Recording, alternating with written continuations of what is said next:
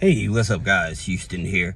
Hey, look, I just wanted to make this video because a lot of people are losing their jobs and stuff and they're getting laid off and everything. And so a lot of people gonna have a real bad issue with paying their rents. So you all can go to the Department of Treasury. Okay, they have a rental assistance program, or you can go over to HUD and they have a rental assistance program. But another place that you can go to get any type of assistance, as a matter of fact, they give you a long list of them, is your local library. That's right, your local library. They'll be able to not only give you rental assistance, but help give you the list of places to get money for like utility bills and stuff like that as well. And like I told you guys, if you're working a job and you're struggling, you have to go to your HR department.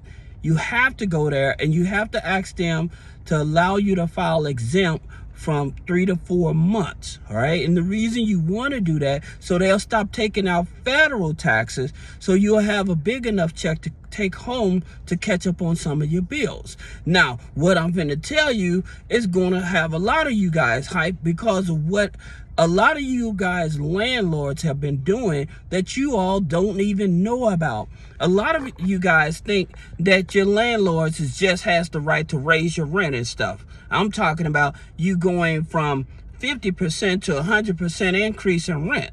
Well, that's not really legal, all right? And the way you find out exactly how much you're supposed to be paying in your real rent, you have to go to the Department of Housing. The DOH, Department of Housing, okay? And on the Department of Housing, if you put in like your complex or something like that, if you stay in a complex, and some of these renters, they do the housing too, single family housing as well.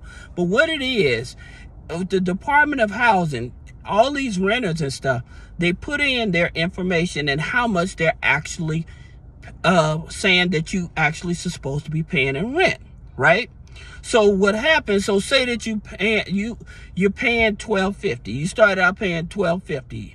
Your lease agreement comes up. So then they send you this notice saying if you don't sign this lease within the next 30, 60 days, then your rent is going to go up to $1,700, $1,800, right? So the thing about it, in terms of your lease and everything, them forcing you to pay more rent than over 50% of the rent. If you go to the Department of Housing, and you can also put in a complaint too. The thing about it, most people don't know that but there's they call it subjugate clause in your rental agreement, okay?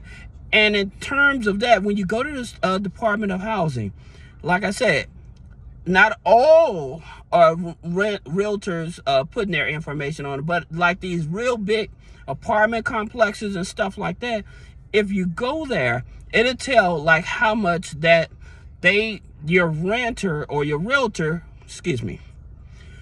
who's ever renting the apartment to you, it will actually tell how much they are saying that you're actually paying, okay?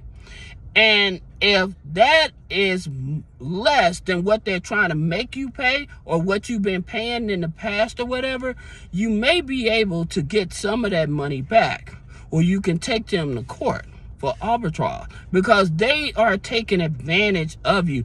This is the reason why people wanted more money, is because the rent's going up, and a lot of these landlords, they're doing it legally. Now, I'm not against real estate investors. Please understand that.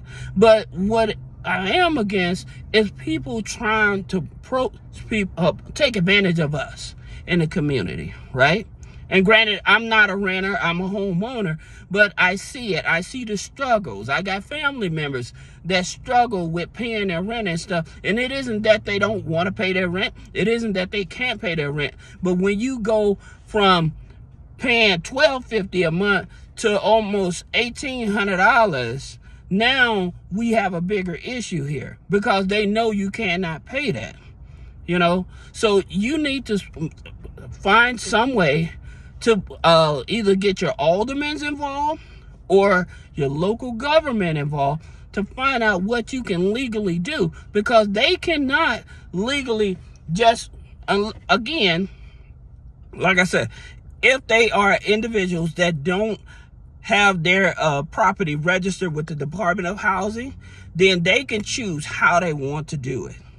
But those companies that actually register their rents, their buildings with the Department of Housing, they actually have a thing that they actually tell the government how much they're charging. So like I said, you may be paying $1,250 right now, right?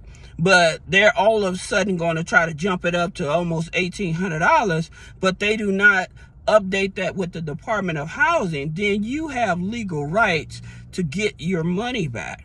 Okay, I just wanted to bring that to your attention because I think it's very sickening.